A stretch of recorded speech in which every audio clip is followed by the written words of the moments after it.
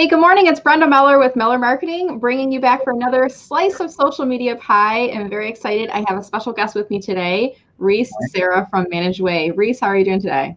I'm doing good. How about yourself, Brenda? I'm doing really, really good. And we were just talking as we were getting started here. And July 1st, I mean, gosh, we're in the second half of the year now. How crazy is that? It's crazy, man.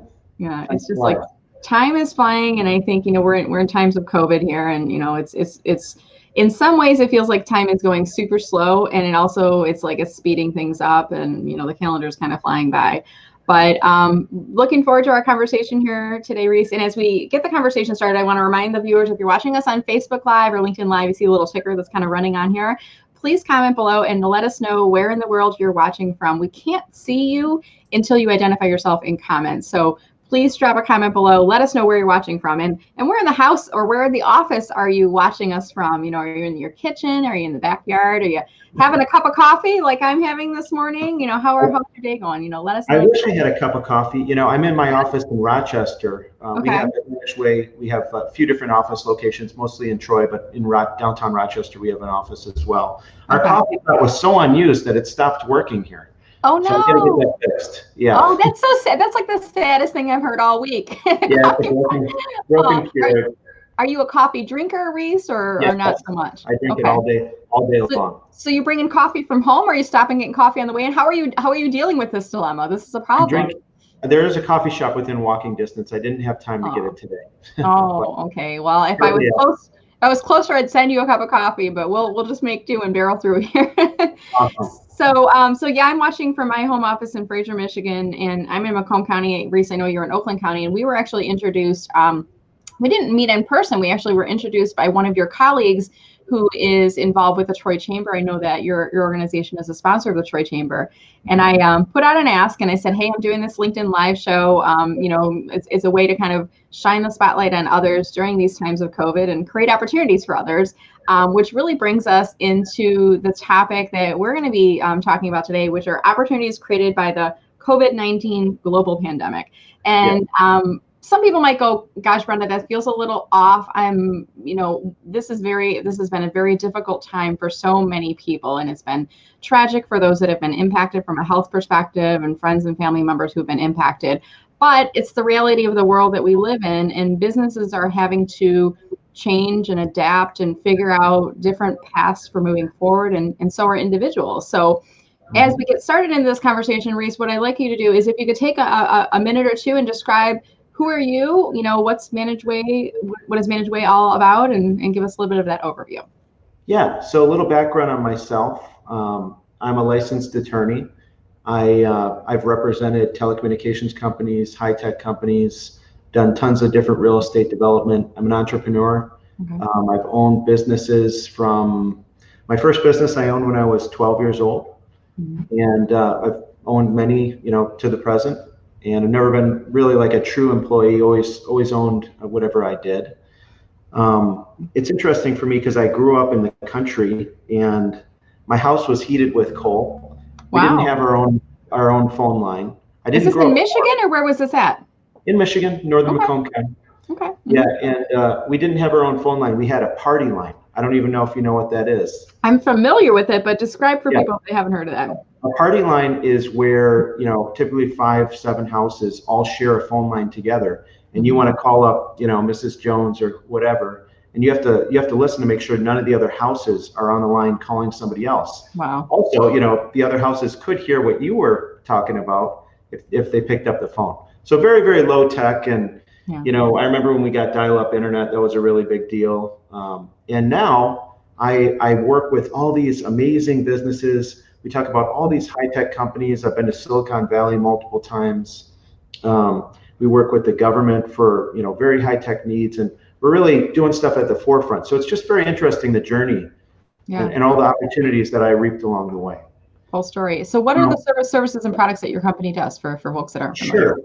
Sure. So Managed Way's been around since 2005, and we do 3 primary things. We own a fiber network where we deliver internet to businesses of all sizes, schools, and government. And we do that throughout Michigan, but we also have significant points of presence in Chicago, in the Washington, D.C. market, in Toronto, Nashville, Tennessee, Florida, New York, many different sites in California, and we're in Europe, in Frankfurt and Amsterdam as well. And we sell services throughout all the states, throughout Canada. We sell into Mexico and Europe.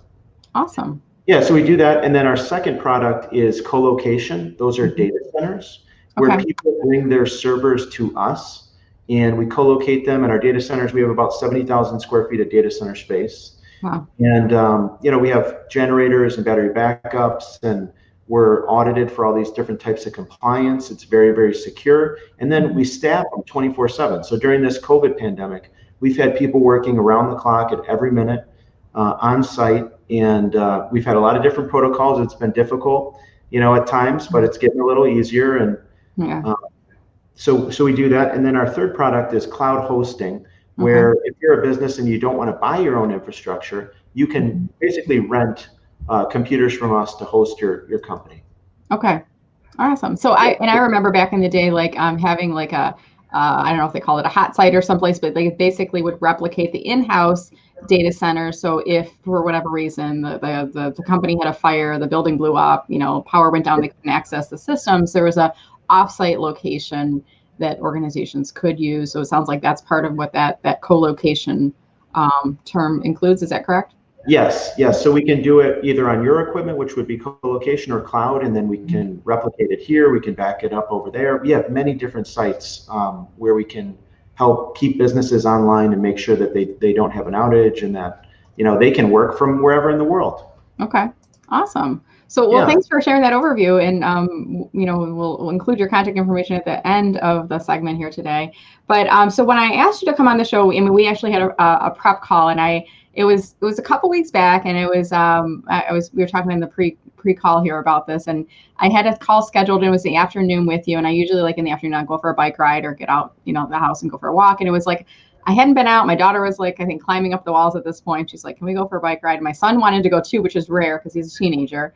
So I'm like, yeah, let's go for a bike ride. But I've got a call at, in like 15 minutes. And I remember we were at the park and their kids were trying to fly a kite that day. And I'm like, I have to do my phone call. And my daughter's like, why do you always have to do phone calls? And I remember saying to her, well, this is what mommy's job is. Sometimes I do work when I'm at home. Sometimes I have to do work when I'm out with you guys because that's what I do. I have to change and adapt. And we had a great conversation, and we were talking about what could we talk about in a LinkedIn Live interview. And you said, hey, how about, the opportunities that have been created? It is a crazy time right now, but there have been some opportunities that are being created. So by way of background, why don't you give us a little bit of an introduction, why you chose this topic, why this is something you're passionate about, and then we'll jump into the conversation.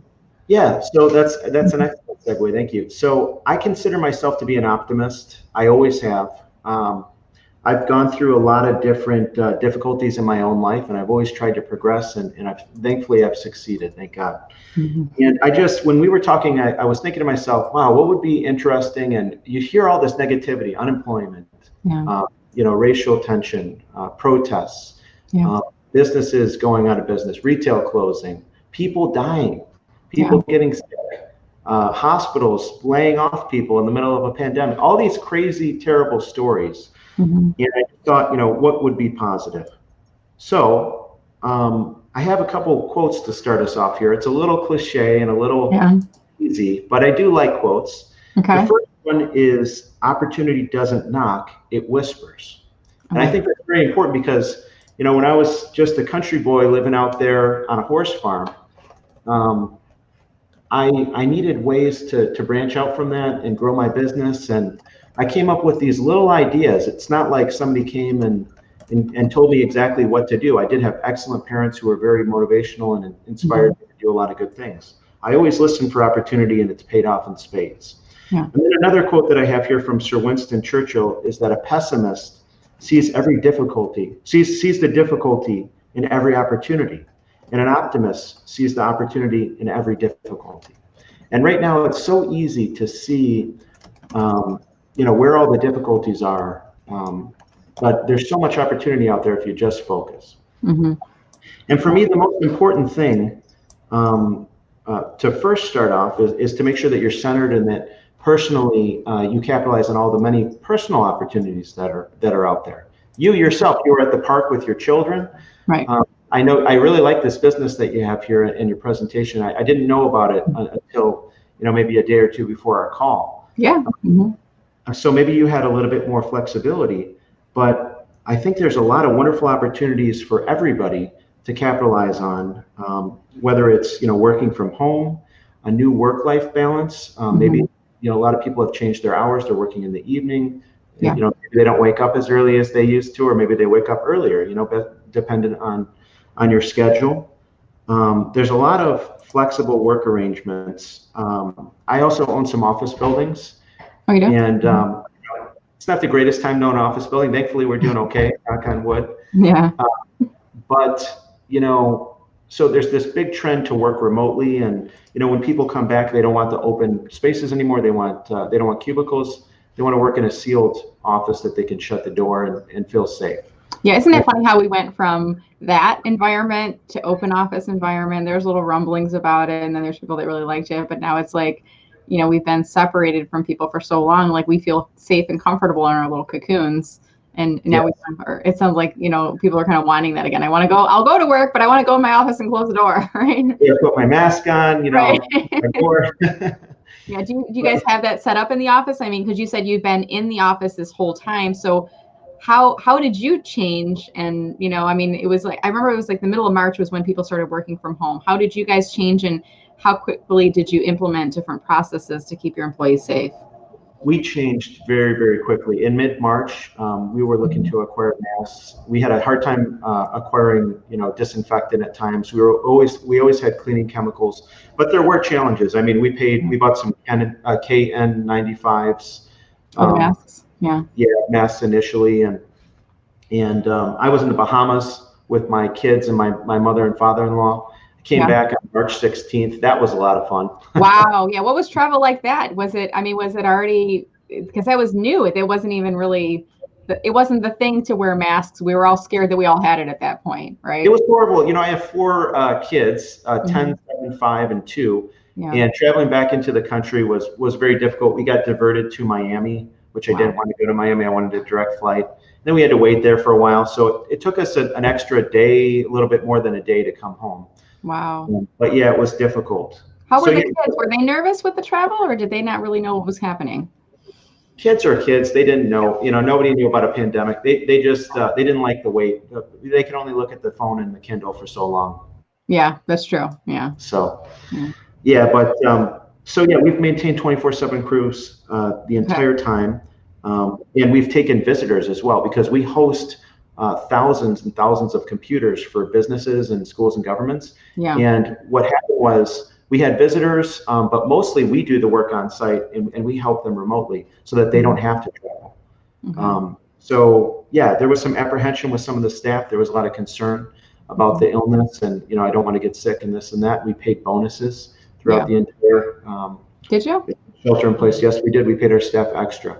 That's nice. And what about the staff that had kids at home and kids were out of school? I mean, how did you address that? Did you have anybody working from home, or did you have people all in the office? We had about 20 people working from home. Okay. Yeah, and we made special accommodations. Like one person, their significant other was a COVID nurse helping people who were sick. Wow. So that person was allowed to stay from home, and their job customarily would be performed on site, but we allowed them to do it remotely. And we just adapt. You have to constantly adapt. That was our key to success. Yeah, adaptability. Yeah. Yes, roll with the punches. Yeah. So I wanted to tell you too. So on the personal opportunity side, I think one of the key takeaways for me has been there's a tremendous opportunity to appreciate the things that we have personally. So when you're home for 3 months, I was home myself the majority of the time, but I would go in maybe once a week. Some weeks I would go in 3 days a week. Okay. And you start to notice things. I mean, you appreciate your family and your friends. You appreciate your health when you see these horrible stories on TV. Yeah. But the other things I appreciated, and I think we all should appreciate, is the peace and quiet. I mean, when you're working remotely, or if you're unemployed, or you have this or that, we live our lives in this hustle and bustle, and we can't appreciate the downtime.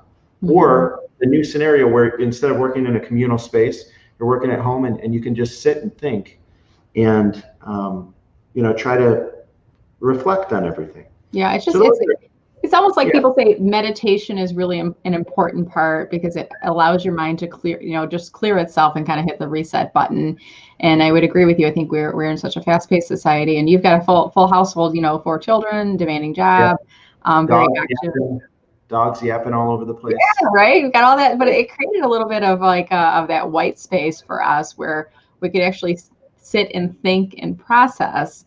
And then I don't know about you, but it's kind of like, sometimes it's like when I'm driving, ideas come to me, or, sometimes people say, well, I'm in the shower, ideas come to me, like, because you have that space where your mind is not thinking work tasks all the time. You create a little bit of air with that, and it creates some opportunity, right? Definitely. Mm-hmm. And so, the other opportunity is for myself. I'm constantly learning. I consider myself to be a student, and a student and a chameleon. It's kind of corny again. I'm corny, but I'm constantly learning. And this is a really great time to learn a new hobby, learn a new career, learn, new religion or faith, or meditate, a new skill, or just a new thing. Every day I try to learn a new thing. Yeah. So what about for you? What new hobbies or skills, or what did you pick up? Yeah, I'm teaching myself. I was a classically trained pianist. Wow. I'm teaching myself how to play some jazz, and I write a ton of music. I'm doing things like that. I'm reading more. Yeah. Yep. I'm taking some downtime. But the biggest thing for me has been the learning opportunity. I went to, when I was in law school, I got married and had kids, and I worked full time. And I've always lived this lifestyle of where, I really work 18 hours a day to the extreme. I sleep about 4 to 5 hours every night on average. Yeah. And, there's a lot of work to go into maintaining these businesses and growing, and I never settled, always pushed myself to the max. Yeah. And I'm very fortunate or blessed. And I have a vacation house on the water. And a couple weeks ago, I'm sitting on the beach, and I have my 4 lovely kids here, my beautiful wife sitting next to me. Nice. And my dog.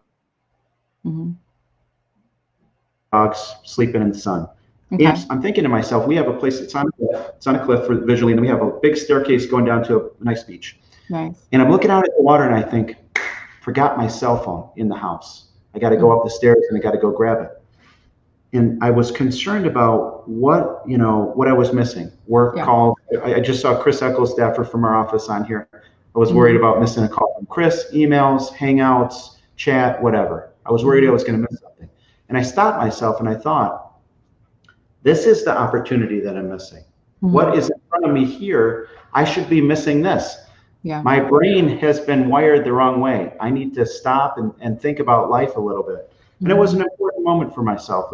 I think, from that point, I'm going to try to make some changes and reflect on everything, and try to develop more of a balance. So for me, that's been a tremendous opportunity. Yeah, it's been like a big reset button, I think, for a lot of us, right? Like it's this time where, the whole world really, really shut down or adjusted and adapted, and it's forced us. Even like, I don't know about you, but in the beginning, Reese, I was like, we have 2 children, 15 and 9, and then my husband and myself. And I'm used to being at home by myself. Pretty much everybody leaves at 8 o'clock in the morning, goes to school and work, and I'm like, bye. See you guys later. Like, how are we going to function as a family with the 4 of us? And we even have, like, sometimes over Christmas vacation, we're all here for a week or 2 at a time, and like I can't wait until we're all like ready to get out of the house and go back to our lives. But it was like in the beginning, it's like, how do you even adapt to living with your family? And it sounds bad, because we love each other, and I love my family. I love them. But it's sometimes it's nice to love them from afar, and then to love them when they come back home again. So does your family go through that adjustment too, or how did you guys adapt with that? Yeah, definitely. We're very close to my mother and father-in-law, and my parents as well. We didn't see them for months. There's been all sorts of difficulties, and they don't live very far away, but we didn't see each other. So you appreciate all that stuff, and so. Now, getting into the business opportunities, I mentioned the personal stuff first because I believe that, you can have success in business, and we've been very busy, at our business, but you have to have a good center, and you have to have a good, you have to capitalize on your personal opportunities. From a business perspective, this has been a scary time. We're in the technology business, we're supporting others, and we just try to make them into better businesses. We don't try to sell our solutions. We just try to help them solve their problems. Whether it's internet, colo, cloud. But it's been a very scary time. We're in a cool position where we get to interact with all these different people on a daily basis. So I might be sitting in my house or sitting in this office here. I might talk to 20, 30 businesses, and you get to learn the lay of the land, what's really going on, and you get to meet a lot of interesting people like yourself. Yeah. And what I've realized is there's all these different opportunities. There's many different opportunistic opportunities right now. We have clients that have capitalized on the pandemic itself. So we do services for signage companies. We represent, we service transportation companies, and they're adapting their vehicles now. They have plexiglass and they're doing COVID compliant transportation. Okay. We do hospitals. I can't mention which ones. Are these new services or new businesses, or are these opportunities that you guys have encountered because of COVID? We have opportunities that we've encountered because of COVID, but our customers are adapting. And Gotcha. Okay. yeah, it's there, and there's a lot of opportunities for others to adapt either on the pandemic itself or just as a result of the market. Because what we're seeing is, there's all these new industries or modified industries that are opening up, people who are solving a need that now exists that maybe didn't exist before, or inventing something or adapting a solution to meet a new problem. But there's tons of business life cycle stuff happening as well. As an example, these are depressing statistics, but a third of all restaurants, we all know, 33 to 40% are expected to go out of business. 25,000 retail stores in 2020 are expected to go out of business. Wow. And we're already starting to see that. I mean, we're starting to see some of the bankruptcies, and it's sad to see some of the organizations that are being impacted. But I don't know about you, Reese, but I feel like some of them, I'm like, I don't even know how they were around as long as they were. They've been struggling for a while. So they were probably right on that fence for a while. That's right. Right. A lot of restaurants, very thin margins. A lot of retail, same thing, high volume, low margin. Yeah. But the most troubling statistic is that up to a half of all businesses within 6 months may go out, which is the driver. So how do we break that cycle, right? Because small business is you own a small business, I own small businesses. How do we break that cycle? Well, there's a lot of ways to capitalize on the lucky versus the unlucky, because there's a lot of good businesses that are even going out. They were unfortunate. One of the things for us, we have trademarked a bunch of different things. We're big enough to deliver, but small enough to care. We compare ourselves like to Comcast and AT&T. If your whole business revolves around Comcast, that can be a problem, because sometimes I'm in an office right now. We have a Comcast connection. It's out right now. I couldn't even get anybody on the phone. I'm using my cell phone for this feed. Oh, is that right? I was wondering. We had a little bit of a hiccup earlier, and sometimes we encounter that. And I sometimes feel like it's I'm like, hopefully nobody noticed. Did you guys notice that? If you guys are watching, did you notice a little hiccup a while ago here? I thought it was mine because it paused for just a quick second and then it went back on. So technology happens, right? We're at the mercy. For sure. We're going to have managed way internet at our next office. We're moving actually this week to a new office. Okay. But the point is that, we provide very high speed, reliable connections. And how do we grow our business? We capitalize on the fact that we are small. Yeah. And we're maybe a little bit more adaptable. And one of the big things is we like to make people top level engineers like Chris, who's on the call here. We make them reachable and approachable for any client, whether it's a $25 client or a $2 million client. Yeah. They all can access, somebody who can solve their problem. So capitalizing on these things are important. Many of the requests that I handle on a daily basis are corporations who want to save money, who want to reorganize their technology infrastructure so that their workforce can work remotely. And there's lots of opportunities like this for others to capitalize on right now. Yeah. So my advice is go out and eat somebody else's lunch. Competition has never been better than now. I personally, in our business, I've never seen more competition. We answer these RFPs and RFQs for companies or government or whatever. Everybody, it's a feeding frenzy. Everybody's trying to take each other's business, which is good for the consumer and it's good for the economy in the long run. Competition is good because it gives us choices. I mean, if there's a monopoly on a particular product or service, that organization can really just raise their rates to any ceiling they wish. Whereas if I know, I mean, there's other LinkedIn trainers and coaches in the world that do what I do. I mean, I have to understand what my value is and what my potential audiences are willing to pay. If I'm the only one out there, I can charge whatever I want. So competition, right. I love that we live in a society where we have competition, because that is healthy for the economy, and it's good for the consumer, for the people who make it creates more interest to your whole category. So when you have two other people that are doing something maybe a little bit different, you can learn from them, right, and make your own business a little bit better. Yep. But also, together collectively, you're going to drive more people to want what you're selling. Yeah. Yep. So my advice: solve a problem, invent something novel, or just do something a little bit better than what somebody else is doing. Yeah. There's been a better opportunity than to do that now. Yeah, and I'm dropping this in the comment in the box right here. If you guys want to comment and participate in this conversation, I'm kind of curious. How is competition, or even COVID, the things that are changing, how has it caused you to shape and evolve your business? What has changed as a result of competition? What have you changed as a result of COVID to help to shift your business to be more adaptable? I'm kind of curious. So drop that in the comments if you'd like to participate in that conversation. Yep.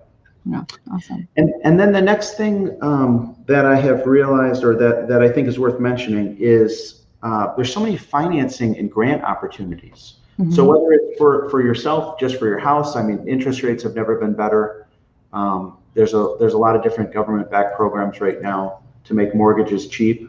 Mm-hmm. But there's many different county and state grants that are available for businesses right now, whether through Oakland County or through the state of Michigan. And there's these SBA-backed EIDL and PPP loans, but more so than that, there's a Fed-backed expanded Main Street lending program, which has helped. Yeah. So there's a lot of different sources, and then you always have the SBA 7A and 504 loans.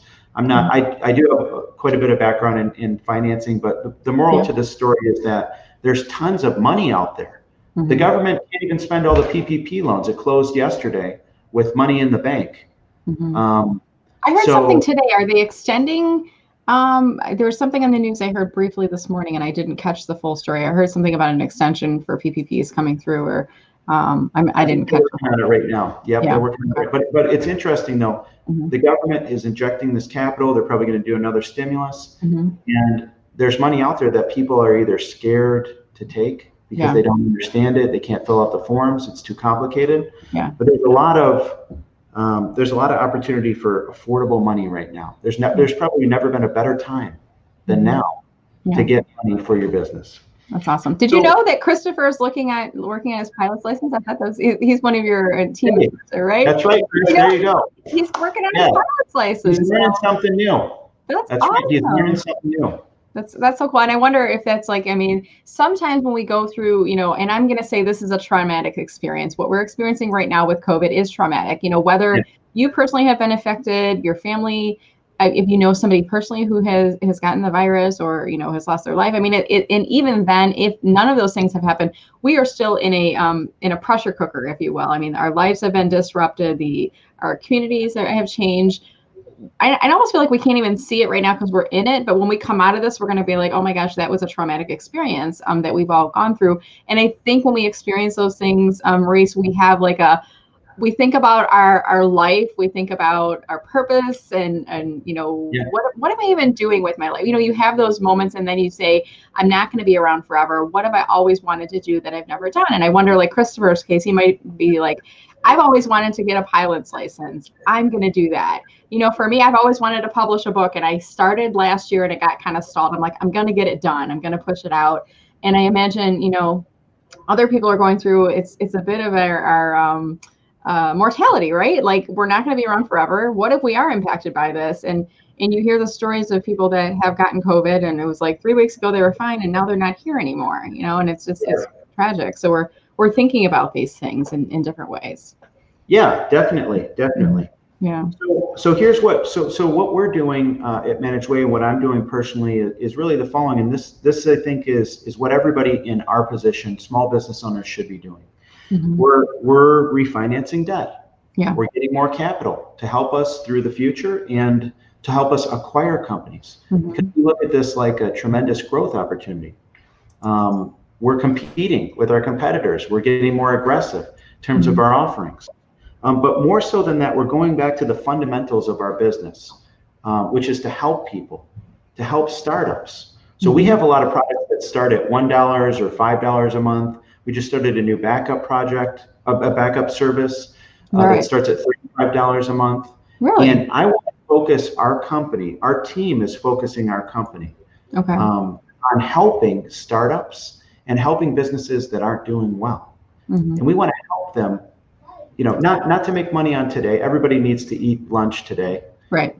But to help them grow and then grow with them. So some of the things we're doing, we build fiber to customer buildings. They might want 500 megabits a second. We give them a gigabit per second for the same cost. Because for us to bring the fiber to the building, it costs us the same amount of money. On the server basis, so like let's say somebody wants to co-locate something. We'll be very generous with power and the internet and our staff time. On the cloud side, we'll get great engineers like Chris Eckelstaffer and others on the team working on their problem, helping them, answering phone calls. People call me 10, 11 o'clock at night. We're here to help. Yeah. That's what we're here for. Yeah. I like that you're going a little, above me. I mean, you want to meet your customer expectations, but you want to exceed them because the climate that we're in right now, it is very competitive and it's challenging, and people are questioning their expenses, where they're outsourcing things, does it make sense? Am I getting value on it? And I think when you can affirm or even, go beyond that, guys, you're giving people more than what they asked for. I mean, I think that's got to be really helping with customer retention. Definitely. And we're helping people, more importantly. We're helping ourselves, but we're helping others. Right. In order to get through this terrible economy and this terrible pandemic, we all need to pitch in together, and we're not gonna get out of this unless we all work together. Yeah, I love our philosophy. Yes, and our philosophy is we're not just a vendor. We actually act as a technology partner for our clients. There's a big difference. Yeah. So, trying to think of what else I was going to tell you here. I think that's pretty much all I had. I was wondering if anybody had any questions. I know there's a lot of concern. When the pandemic started, I was interviewed a bunch of different times, and people were like, isn't the internet going to break? Everybody's working at home and these networks are going to go down. No, it's not breaking. We are seeing a tremendous amount of traffic, though, in Metro Detroit specifically. We're a tier 1 automotive supplier. We supply to a lot of different manufacturing companies.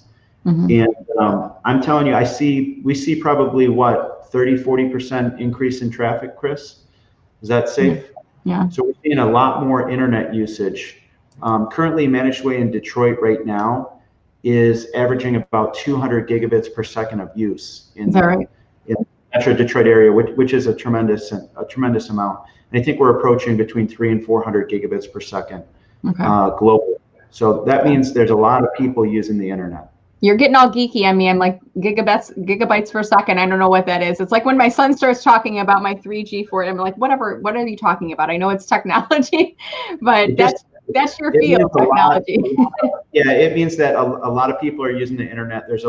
That's a good thing, and it's a sign that that business is still moving, and we need to. I'm not sure how we're going to get out of this problem other than collectively working together to try to bring business forward. Yeah, and I think right now we're shifting in. I don't know what phase we're in Michigan. Is it phase 4 or something? They were talking about 5. Yeah, and it reminds me a bit of like a while back there was like the levels of terrorism, like level 1 we're safe and level 2 we're alert, or there was like the travel advisory. Like, remember when we were kids, they got rid of it now, but there was like DEFCON 1, DEFCON 5. Yes. So we're in like level 4, which I kind of think it means like some things are starting to open, whereas before it was only essential businesses and all the restaurants and everything were closed. I mean, now they're starting to open, but we're in this re-entry phase. And I think, some people are kind of just going out there without masks and living their life, and they think this whole thing is, a bunch of woohoo. And the other folks, and I'm probably in the second category, the other folks, it's like we go out there and with trepidation, restaurants are open. I am still not comfortable going inside and sitting at a table within 4 walls with a bunch of people, even though they're social distancing, even though they're wearing masks. I did go out to a restaurant over the weekend with a friend, but it was outdoor dining and we were like the first people there. So nobody was there yet. But I guess I'm in the middle of those people. I go out every day. I eat in a restaurant almost every day except for the weekend. Just spend time with the family. But you're also you've been at work all along too, and you haven't. I feel like a lot of us were in like this cocoon of our homes for the longest time. Yeah. Right. There's a good statistic though. Yeah. You want to know the statistic? What's There's only about 6,000 or 7,000 people in Michigan right now who are being treated in hospitals for COVID. And even if all the numbers are correct and all the reporting was 100% correct, 63,000. Do you know how many people live in Michigan? 10 million. Yeah. So that's about 0.5%.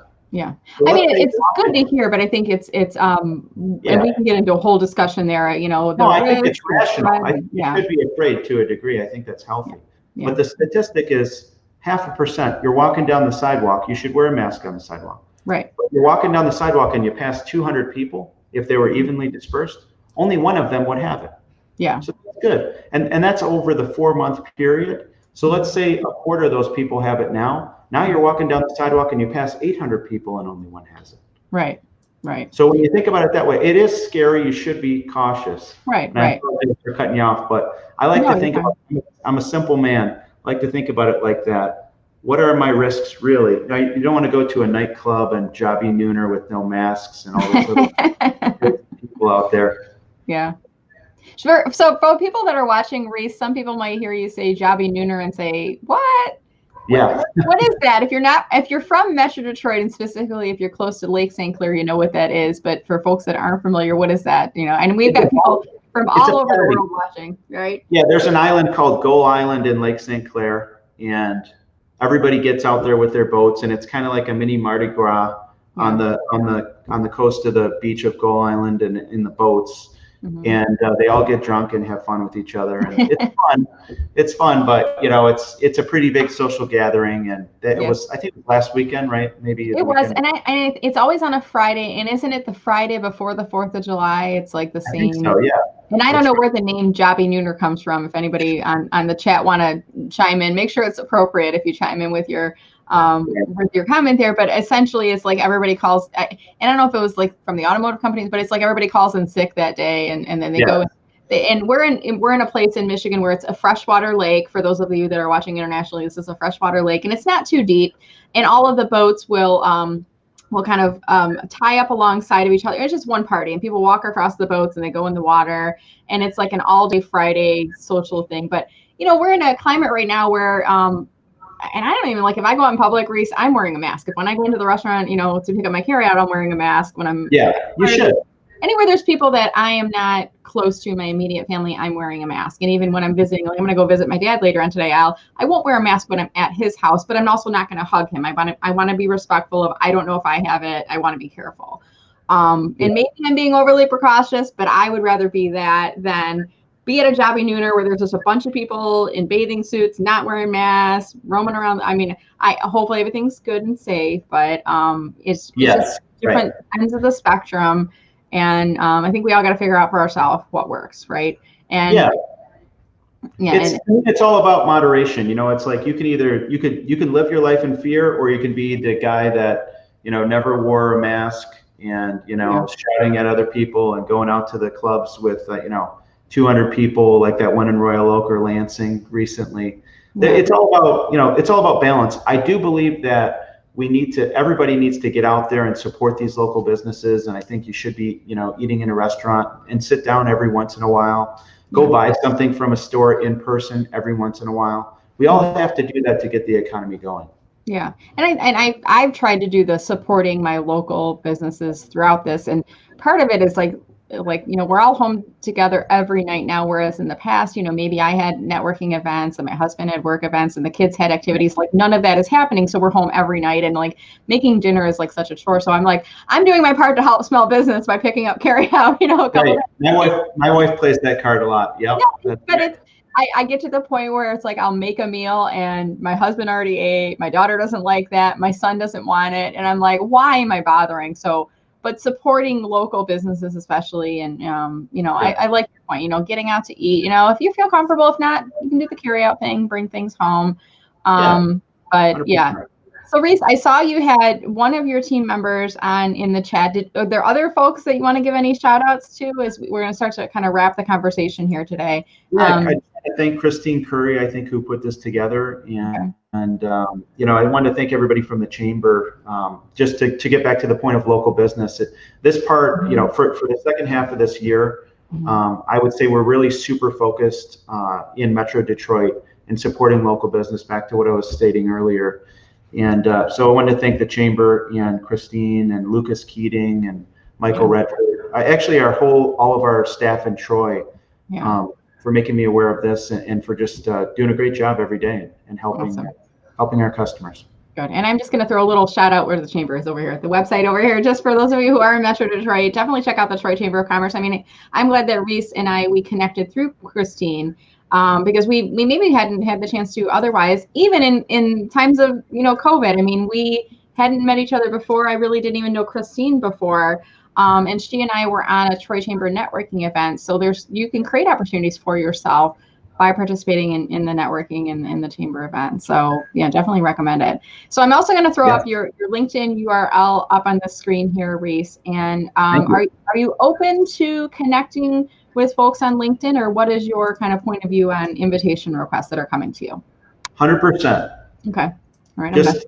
We have enough staffing though. So we have a great HR person on staff, and we have a lot of staffing agencies, but other than that, I'm open to everybody. Okay, good. So if people are looking out to connect for a job, is what I heard you say. You're in good shape. Check out the job boards.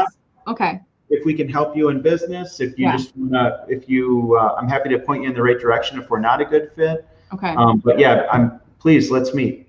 Okay, awesome. And for Reese's coworkers, if there's any other team member who have not said hi, make sure you drop a comment in before we wrap here today, and I'll pull your name on screen, because later on Reese is going to say, hey, I only saw one person on there today. But feel free, don't be shy, because I know they're busy working. It's fine. But we can't see who the people are that are watching. We can only see when you leave a comment. So if you just say, hey, real quick in the comments, we can give you a shout out up on the screen here before we wrap. All right, Reese. So as we are finishing the conversation, and I want to remind you guys, go to his profile on LinkedIn. When you invite Reese to connect, mention that you saw him on today's show.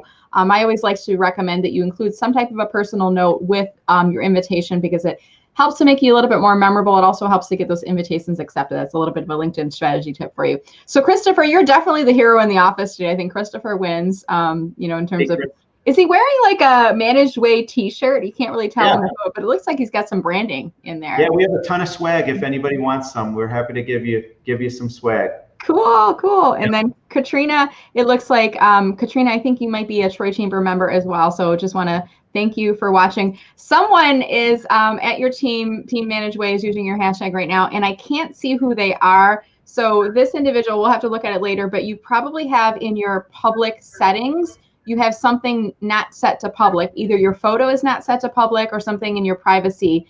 You'll have to open your profile up completely. Otherwise, we get this. Let me show you over here. We get this gray avatar going over here, and then it says LinkedIn user, and we can't see who this is, but we can identify from the comments in there. So thanks for watching.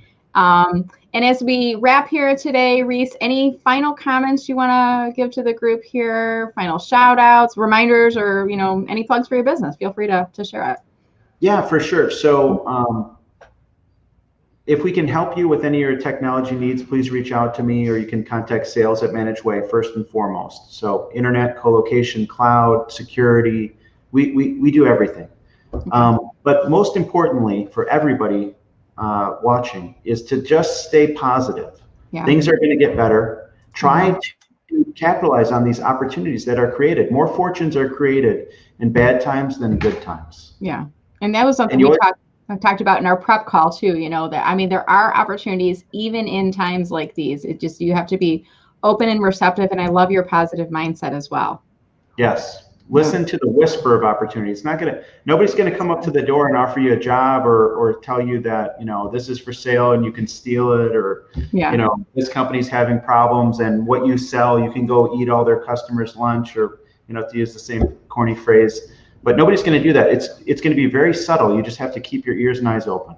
Yeah, awesome. And I think Christopher must be going around knocking on people's doors and saying, hey guys, go into comments, leave a comment, because you'll be like a celebrity. It's kind of like the man on the street. So I see Lucas popped up in there, and it looks like Christopher identified that person that we couldn't see. He put the name in there, and I'm trying to find the comment where he said who it was, but he identified who it was in the comments. Now I'm not seeing anymore. Team managed by, was it Noel? Hey, Noel. Yeah. So I think Noel is the person that we couldn't see the name that was on there. So thanks, guys, for coming. All right. Well, you got a good supportive team out on the Reese. I really enjoyed the conversation. Thank you so much for your time today. Thank you, Brenda. All right, guys. So we're going to wrap the conversation here today. Just in final comment here, I'm just going to remind you to go to mellermarketing.com/subscribe. Join my VIP email list where you'll get notifications about upcoming LinkedIn live sessions. And then I also send out a LinkedIn strategy tip about once a week, as well as notifications about my upcoming events. I don't spam you. It's a good email newsletter. I trust me on this. You'll get some good strategy tips. So definitely check that out. So I love the positivity mindset, information and inspiration we got from Reese here today. I'm going to incorporate that continually in my business. I would encourage you to do so as well. Stay safe and stay healthy, everyone. And we look forward to seeing you again in the future. Have a great week. Take care. Thanks, guys. Take care.